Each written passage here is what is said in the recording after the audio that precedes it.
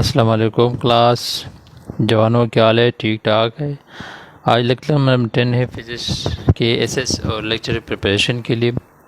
जो टॉपिक है angular display circular motion. तो सर्कुलर मोशन में जो वो मोशन जो हमारे पास एक सेंटर होता है, उसमें रिपीटेड एक्सिस ऑफ रोटेशन होता है, उसमें वो मोशन करता है। इसको हम सर्कुलर मोशन कहते हैं, जो गोल दायरे में मोशन करते हैं। सिंपल सी बात है। आपके लिए जो कंसेप्चुअल बात है इस पर हम ज़्यादा ध्यान देते हैं। आते हैं उसमें स्ट्रेट फॉरवर्ड एंगुलर डिस्प्लेसमेंट। तो एंगुलर डिस्प्लेसमेंट हमारे पास angle through which body move from initial to final position while executing circular motion, इसको हम एंगुलर डिस्प्लेसमेंट कहते हैं। एंगुलर डिस्प्लेसमेंट को हम थीटा से डिनोट करते हैं और इसका यूनिट जो ऐसा है 1 रेडियन के बराबर है। और ये पहले ही चैप्टर में हमने डिस्कस किया था कि 2 पाई रेडियन हमारे पास 360 डिग्री के बराबर होते हैं। और इस बार जो है कमीशन के टेस्ट में भी आ गया था, सिंध पब्लिक सर्विस कमीशन के पेपर उठाकर देखो, इसमें कहते हैं 1 रेडियन कितने डिग्री के बराबर है। तो आप इससे भी निकाल सकती है। इसका एक जनरलाइज फार्मूला तो ये है ना, लेकिन इससे आप ये वाला भी निकाल सकते हैं। अच्छा, और जो यूनिट है ना, डिग्री भी है, रिवोल्यूशन भी होती है। जो ऐसा यूनिट है उसका वो कौन सा है हमारे पास? वो हमारे पास रेडियन है। ऐसा यूनिट कौन सा है? रेडियन है। ठीक है, उसकी ये फार्मूले से आप मतलब न्यूमेरिकल हम का हल कर सकते हैं, इसी को two R theta. Angular displacement और लीनियर डिस्प्लेसमेंट के बाद एंड में मैं एक एमसीक्यूज आपको देता हूँ, बहुत इंटरेस्टिंग है, जिससे आपका सब कंसेप्ट क्लियर हो जाएगा। नेक्स्ट हमारे पास एंगुलर वेलोसिटी है। एंगुलर वेलोसिटी हमारे पास ओमेगा से डिनोट करती है और ये rate of change of angular displacement के बराबर है। मतलब एंगुलर डिस्प्लेसमेंट जितना ज़्यादा चेंज होगा उतनी ही हमारे पास एंगुलर वेलोसिटी आती है। अच्छा, इसकी यूनिट और डायमेंशन की बात हम करते हैं। इसका यूनिट जो होता है हमारे पास यूनिट रेडियन पर सेकंड है। देखो ऊपर रेडियन है, नीचे सेकंड है। और इंटरेस्टिंगली इसका जो डायमेंशन है, चूँकि रेडियन का कोई डायमेंशन तो नहीं होता है ना, तो इसका डायमेंशन t-1 है, बिल्कुल t-1, जो कि फ्रीक्वेंसी के बराबर है। फ्रीक्वेंसी के बराबर इसको हम क्या कहते हैं? Angular frequency. और इसको हम क्या कहते हैं? Linear frequency. Omega is equal to 2 pi F के बराबर है। इस तरह ये हमारे पास लीनियर और एंगुलर फ्रीक्वेंसी के दरमियान रिलेशन है। ये हम जो सिंपल पेंडुलम के केस में इंशाल्लाह डिस्कस करेंगे। अच्छा, जो टेंजेंशियल और लीनियर वेलोसिटी के दरमियान जो रिलेशन है, ये एमसीक्यूज में आता है कि इसका फार्मूला क्या है? V to omega cross R. अक्सर स्टूडेंट इसमें गलती करके आर क्रॉस ओमेगा करते हैं, तो ये गलत है। ओमेगा क्रॉस आर जो एंगुलर टर्म है वो पहले होनी चाहिए। इस तरह एक्सेलरेशन के लिए भी आ जाएगा, तो ये वाला गलत है और ये वाला क्या है? ठीक है। अब हम अगर डायरेक्शन की बात कर ले तो डायरेक्शन हमारे पास उसकी एक्सिस ऑफ रोटेशन के बराबर है। Axis of rotation, for example एक बॉडी है ना, सर्कुलर में इस तरह मूव कर रही है ना, तो आप राइट हैंड रूल इस्तेमाल करते हो। देखो इसकी एंगुलर वेलोसिटी इस तरह एक्सिस ऑफ रोटेशन। अगर हमारे पास ये एंटी क्लॉकवाइज इस तरह जा रही है, तो इसकी एंगुलर ऑफ वेलोसिटी जो है उसकी क्या होगा? अपोजिट होगा।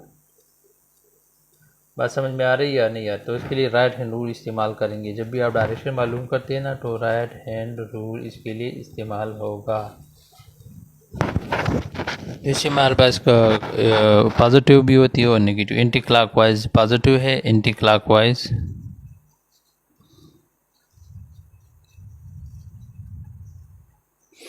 ये पॉजिटिव है और क्लॉकवाइज हमारे पास क्या है? नेगेटिव है।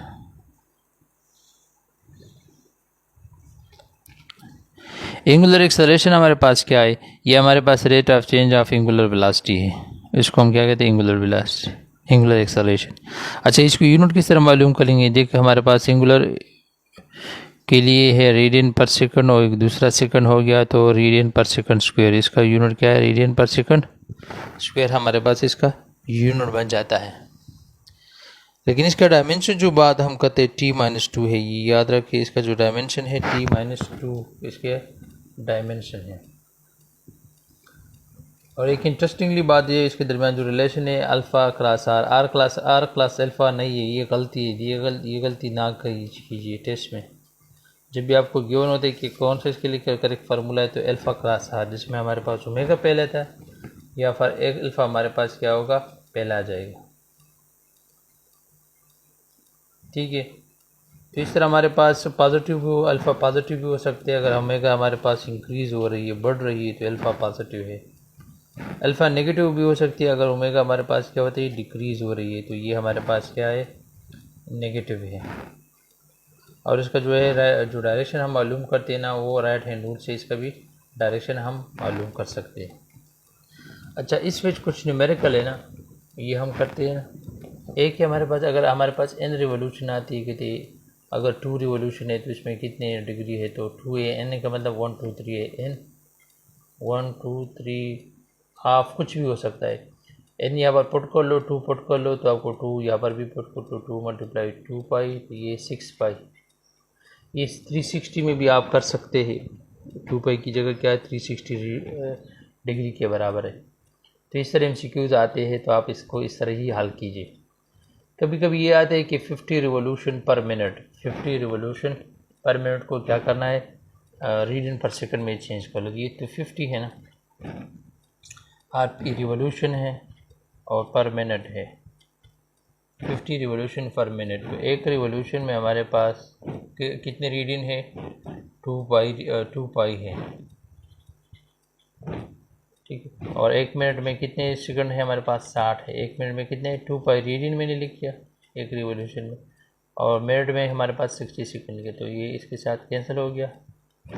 इससे जो आंसर आएगा 5/3 पाई, 5/3 पाई। बस आपको थोड़ा सा कंसेप्ट होने चाहिए कि इस तरह MCQs को किस तरह हल करें।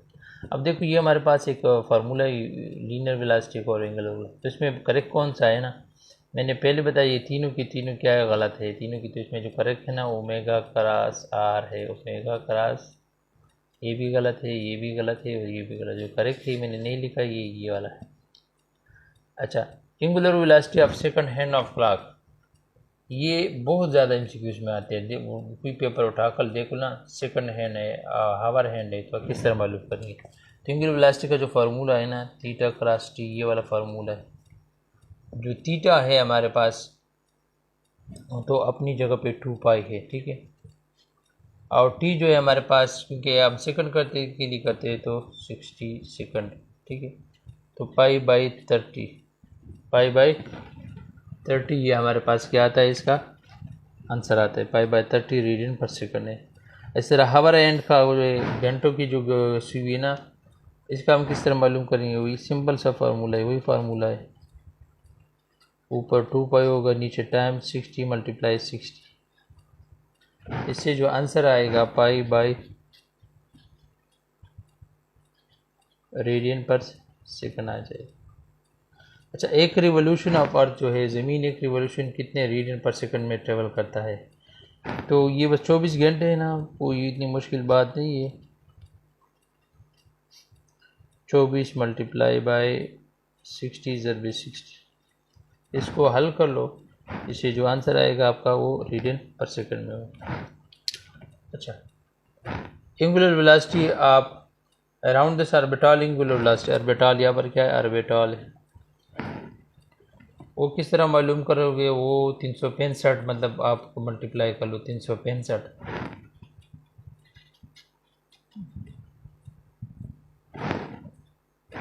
To pi divide by T का मतलब 365 मल्टीप्लाई फिर 60 × 60 × 24, ये हमारे पास क्या है थे इस सन की आती है। और ये वाला हमारे पास एक रिलेशन है ना, ये हमारे पास ये सेंट्रीपिटल एक्सेलरेशन, ये टेंजेंशियल, ये हमारे पास इसका है, ये सेंट्रीपिटल ये है, और उसको मैग्नीट्यूड वाइज हम इस तरह भी लिख सकते हैं। इसको हम क्या कहते हैं टेंजेंशियल वेलोसिटी, ये सेंट्रीपिटल है, उसका जो नेट एक्सेलरेशन होगा वो इस तरह होगा। तो ये कुछ बातें बहुत ज़रूरी बातें सर्कुलर मोशन में हमने डिस्कस। अब इससे मिलता जुलता एक टॉपिक है ना centripetal force required to move about in a circular path, इसके लिए फार्मूला है। इसको आप एंगुलर शक्ल में भी ये फार्मूला आप लिख सकते हैं। ये वाला जो है ओमेगा की जगह क्या लिख दो, omega cross omega into R और इसके ऊपर स्क्वायर, और इसका स्क्वायर कर लो omega square R square divide by R. तो ये भी एक फार्मूला इसकी सेंट्रीपिटल फोर्स का आ सकता है, एग्जाम में यही वाला बहुत आता है। और इसको अगर वेक्टर फॉर्म में लिखते हैं तो वेक्टर फॉर्म में भी आप लिख सकते हैं। ये centripetal acceleration v² divide by r के बराबर है। सेंट्रीपिटल फोर्स के बारे में एक बात आपके जहन में होनी चाहिए कि ये कोई भी इसका वर्क डन हमारे पास क्या होता है, ज़ीरो होता है। ये बहुत इंपॉर्टेंट बात है इसके हवाले से कि किस तरह, क्योंकि सेंट्रीपिटल फोर्स और डिस्प्लेसमेंट का जो डायरेक्शन होगा हमारे पास वो एक दूसरे के परपेंडिकुलर है। cos 90 हमारे पास 0 के बराबर है। अच्छा, ये कुछ दूसरे चैप्टर की तरफ जाने से पहले कुछ बातें Newton universal of gravitation matric level पे फिजिक्स इतने ज़्यादा डिटेल नहीं है, लेकिन फिर भी ये इसका मैथमेटिकल फॉर्म है Newton universal law of gravitation के दरमियान। ये ला हमारे पास एक इन्वर्स स्क्वायर लॉ है। किसी भी लॉ को अगर 1/r² आती है उसको हम इन्वर्स स्क्वायर लॉ कहते हैं। एक्शन एंड रिएक्शन पेयर बनाता है। एक्शन एंड रिएक्शन पेयर का मतलब क्या है, जो फोर्स सन जो है एग्जर्ट करता है मून पे और मून जो है वो एग्जर्ट करता है सन पे, दोनों मैग्नीट्यूड में बराबर होते हैं। ये ऐसा नहीं है कि सन का फोर्स ज़्यादा होगा और मून का जो है या अर्थ का जो है कम होगा, नहीं, दोनों बराबर होते हैं, मैग्नीट्यूड में बराबर, डायरेक्शन में अपोजिट होते हैं। ये हमारे पास सन है और ये हमारे पास बिलफर्ज अर्थ का सर्कुलर, ये सर मूव कर रही है ना सर्कुलर, ये अपनी तरफ अट्रैक्ट करती है, ये इससे दूर भाग रही है। तो दोनों फोर्स मैग्नीट्यूड में बराबर होते हैं, डायरेक्शन में अपोजिट होती है, तो एक सर्कुलर मोशन में कहता है। ये नहीं कि इसका फोर्स ज़्यादा है इसका कम है, नहीं, सबका एक जैसा है। अगर दूसरा मिसाल मैं ले लूँ ना, ज़मीन है और ज़मीन पे कोई भी ये एक बंदा है ना, ऊपर उठ के उड़ा है थोड़ा सा, तो ज़मीन इसको अपनी तरफ खींचता है ना, तो ज़मीन जितनी फोर्स इस पे लगाता है ना, ये भी उतना फोर्स ज़मीन पे लगाता है और दोनों का मैग्नीट्यूड सेम है। ये बात ज़हन में लगाए डाली कि दोनों में का मैग्नीट्यूड क्या होनी चाहिए, बिल्कुल सेम होनी चाहिए। सही है, बात समझ में। अच्छा, ये प्रोडक्ट ऑफ मास पे डिपेंड करता है। फॉर एग्जाम्पल 5 किलोग्राम का है ना और दूसरा 3 किलोग्राम का है, दोनों एक दूसरे पे जो फोर्स एग्जर्ट करते हैं, यही अब बात हमने यहाँ पर की, दोनों का मैग्नीट्यूड सेम होता है, प्रोडक्ट पे डिपेंड। इंपॉर्टेंट चीज़ इसमें जी है, जी हमारे पास इसकी जी वैल्यू है 6.67 मल्टीप्लाई 10⁻⁻11। ये हमारे पास क्या है, एक इंतहाई वीक फोर्स है, इसको हम शील्ड भी नहीं कर सकते। मतलब दो बॉडी के दरमियान कुछ भी लाए ना, इंसुलेटर लाए, कोई दूसरी चीज़ लाए, तो ये फोर्स कम या ज़्यादा नहीं हो सकेगी। आप देख सकते हैं ना, अगर आप ऊपर चढ़ जाए, तेरे दरमियान कुछ भी आ जाए, तो ज़मीन आपको उतनी प्यार करती है जितनी पहले करती थी। और ये एक वीकेस्ट फोर्स है। और जी की वैल्यू जो है केवेंडिश ने मालूम की, ये मतलब इम्पोर्टेंट बात है, केवेंडिश ने टॉर्शनल बैलेंस के साथ, टॉर्शनल बैलेंस ये वाला प्रैक्टिस इस्तेमाल किया, उसने इसकी वैल्यू कैलकुलेट की, केवेंडिश ने जी की वैल्यू को कैलकुलेट किया है। तो ये मतलब कुछ बातें Newton universal law of gravitation, ये इसलिए ज़रूरी है ताकि हमारे पास जो नेक्स्ट टॉपिक है थोड़ी बहुत समझ आ रही है। जियो स्टेशनरी ऑर्बिट सैटेलाइट के लिए इस्तेमाल होता है। सैटेलाइट किसे कहते हैं कि हमारे पास नेचुरल सैटेलाइट होते हैं और एक हमारे पास क्या होता है, आर्टिफिशियल। जो नेचुरल सैटेलाइट हमारे पास क्या है, हमारे पास मून है ज़मीन के लिए, और आर्टिफिशियल सैटेलाइट हमारे पास कम्युनिकेशन सैटेलाइट है, आर्टिफिशियल कम्युनिकेशन वाला भी हो सकता है।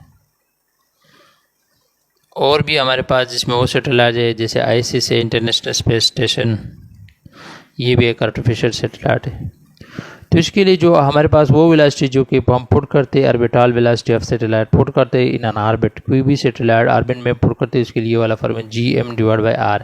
ये फार्मूला आप आसानी के साथ ड्राइव भी कर सकते हैं, मैट्रिक लेवल पे भी है, आप मतलब कर सकते हैं अगर ज़रूरत है। देख for example Gm mass of satellite, mass of earth /r² है, ठीक है। और इस तरह हमारे पास दूसरा फोर्स क्या है, mv²/r है, सेंट्रीपिटल फोर्स। तो इस वाले से क्या कर सकते हैं, ये मास ऑफ सैटेलाइट, ये फार्मूला आप आसानी के साथ डेराइव कर सकते हैं। देखो इस फार्मूले में इंपॉर्टेंट बात क्या है, इस फार्मूले में इंपॉर्टेंट बात जो आपको नज़र आती है ना, कि किसी भी सैटेलाइट ख्वाह बड़ी है या छोटी है, फॉर एग्जाम्पल एक सैटेलाइट है, इसका मास 5000 किलोग्राम है, 5, और दूसरे सैटेलाइट है 3 किलोग्राम, तो किसकी ऑर्बिटल वेलोसिटी ज़्यादा होगी, इसकी ज़्यादा होगी या इसकी? दोनों का सेम होगा, क्योंकि जो सेटेलाइट है ना, ये ऑर्बिटल वेलोसिटी ये जी पे डिपेंड करती है, ये भी कांस्टेंट है। मास ऑफ अर्थ पे ये भी कांस्टेंट है। अच्छा यहाँ पर एक बात है, आर है ज़मीन से रेडियस, तो वी जो है हमारे पास एक इन्वर्स ताल्लुक़ कर है आर के साथ। मतलब एक सेटेलाइट है ना, फॉर एग्जाम्पल ये ज़मीन है और ये एक सेटेलाइट यहाँ पर है, एक सेटेलाइट यहाँ पर है, तो इसके ऑर्बिटर, क्योंकि इसका आर हमारे पास ये R1 है और इसका आर हमारे पास R2 है, तो किसकी ऑर्बिटल वेलोसिटी जो है ज़्यादा होगी? जिसका आर जितना ज़्यादा होगा ऑर्बिटल वेलोसिटी क्या होगा? कम होगा। तो इसकी जो ऑर्बिटल वेलोसिटी है ना कम होगा, क्या होगा? कम, और इसका क्या होगा? ज़्यादा होगा। ये आमतौर पर हम देख सकते हैं, अगर एक सर्कल में कोई भी चीज़ हम घुमाते हैं ना, अगर लंगर है ना उसमें हम कोई भी स्टोन डाले उसमें तो घुमाते तो आपको जल्दी घुमाना पड़ता है, लेकिन अगर इसकी रेडियस ज़्यादा होगी तो फिर ऐसे स्लो देखो ये इसे तेज़ घुमाते हैं ना, और ये इसको आप क्या करते हैं फिर स्लो हो जाती है ना। तो ये बातें बहुत ज़रूरी है कि मतलब वी जो है ऑर्बिटल वेलोसिटी जो है मास ऑफ द सैटेलाइट पर या डिपेंडेंट मास ऑफ अर्थ पे करते हैं और आर पे करते हैं। मास ऑफ अर्थ हमेशा कांस्टेंट है तो ज़्यादातर ये आर ही हमारे पास आता है। इसको अगर हम जी की शक्ल में देखते हैं तो जी आर, और इसकी वैल्यू अगर हम किसी भी कैलकुलेट कर लेना तो ये हम कैलकुलेट कर सकते हैं। इसके अपोजिट जो है एस्केप वेलोसिटी वो मिनिमम वेलोसिटी, ये हमारे पास ज़मीन है और किसी भी बॉडी को हम यहाँ से एस्केप कराना चाहते हैं, भगाना चाहते हैं, तो मिनिमम की वेलोसिटी कितनी होनी चाहिए कि वो भाग जाए? तो ये अर्थ की जो ग्रेविटेशनल पोटेंशियल है ना, उतनी काइनेटिक एनर्जी उसकी मिलनी चाहिए ना कि ये इसे भाग ले, इसकी जो पोटेंशियल एनर्जी है। तो ये वाला फार्मूला आप वहाँ से डिराइव कर सकते हैं। हमारे पास काइनेटिक एनर्जी कितनी होनी चाहिए, वो उसके किसके बराबर है? Gm/r के बराबर होनी चाहिए। तो इससे हम ये वाला फार्मूला डिराइव कर सकते हैं। इसमें फार्मूले में हम देख सकते हैं कि जो एस्केप वेलोसिटी है ये मास ऑफ पे डिपेंड नहीं करता है, mass of the material. For example एक मटेरियल है 1000 किलोग्राम का, एक मटेरियल 100 किलोग्राम का, और उसको हम दुनिया से जो है एस्केप कराना चाहते हैं, तो किसकी एस्केप वेलोसिटी ज़्यादा होगी? दोनों की सेम हो जाएगी, सेम। वो क्यों? वो उसकी वजह ये है ना कि जो एस्केप वेलोसिटी है वो मतलब मास ऑफ अर्थ पे डिपेंड करता है, रेडियस ऑफ, ये दोनों तो कांस्टेंट है, और उसकी जो वैल्यू कैलकुलेट की गई है ना वो 11.2 किलोमीटर पर सेकंड है। मतलब मिनिमम इतनी वेलोसिटी किसी भी ऑब्जेक्ट को, 1000 किलोग्राम हो या 100 किलोग्राम हो या मतलब आधा किलोग्राम हो, उसको कम से कम इतनी वेलोसिटी मिलनी चाहिए तभी ये ज़मीन से भागेगा, फिर दोबारा कभी नहीं आएगा, दोबारा कभी नहीं आएगा, बेचारा भाग जाएगा। तो ये बात समझ में आ गई, बहुत कंसेप्चुअल बात है ये वाली बात। अच्छा, ये हमारे पास मैंने ये फार्मूला लिखा है कम्युनिकेशन सैटेलाइट के लिए। हमारे पास अगर फॉर एग्जाम्पल कोई जियो स्टेशनरी ऑर्बिट है ना, जियो स्टेशनरी इसलिए कहते हैं वो साकिन आती है ना, तो ज़मीन के हालात से जिसका जो टाइम पीरियड है अगर 24 घंटे किसी सैटेलाइट को, तो ऐसे ही महसूस होगा वे को ज़मीन के ऊपर ही है, फिर ये ज़मीन है, ये कोई सैटेलाइट है ना, और ये ज़मीन के साथ बिल्कुल उसकी एंगुलर वेलोसिटी बराबर है, तो इसके लिए ये वाला फार्मूला है। अब देखिए ये वाला फार्मूला भी आप मतलब ड्राइव कर सकती हैं, मुश्किल बात नहीं है। तो इसके दरमियान एक रिलेशन बताइए, एक केपलर्स लॉ भी बनती है।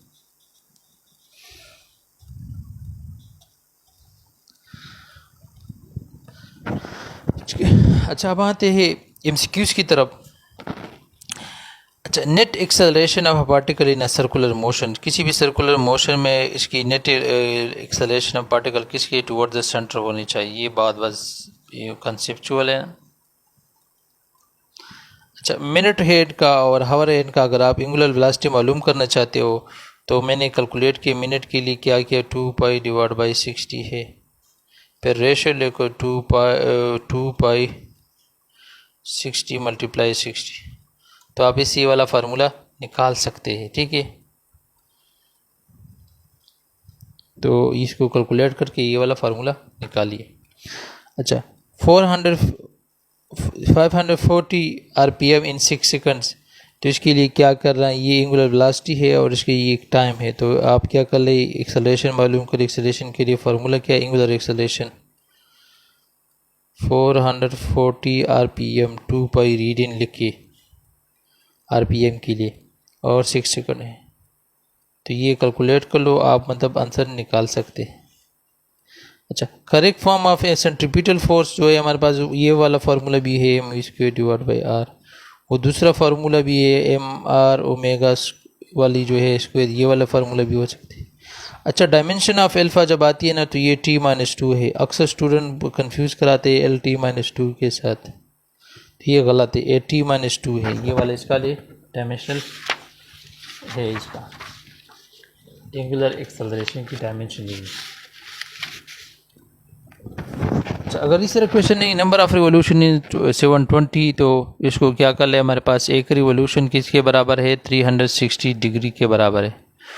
तो ये हमारे पास कितनी है, 720 है ना, तो 720 को 360 पे डिवाइड कर लो, तो इससे 2 रिवोल्यूशन बनती है, 2 रिवोल्यूशन। और दूसरा फार्मूला भी मैंने आपको बताया कि वो n revolution equal to n multiply 360 degree, उससे भी आप कर सकते हैं। सेंट्रीफ्यूगल फोर्स हमारे पास 0 वर्क डन करता है, क्योंकि इनके दरमियान एंगल हमारे पास क्या है, एफ एस कॉस ऑफ 90, और कॉस 90 जो है हमारे पास 0 के बराबर है, तो वर्क डन क्या है, सेंट्रीफ्यूगल फोर्स का 0 है। जिसके वेलोसिटी ऑफ अर्थ सरफेस ये 11.2 किलोमीटर पर सेकंड है, हमने कैलकुलेट किया है।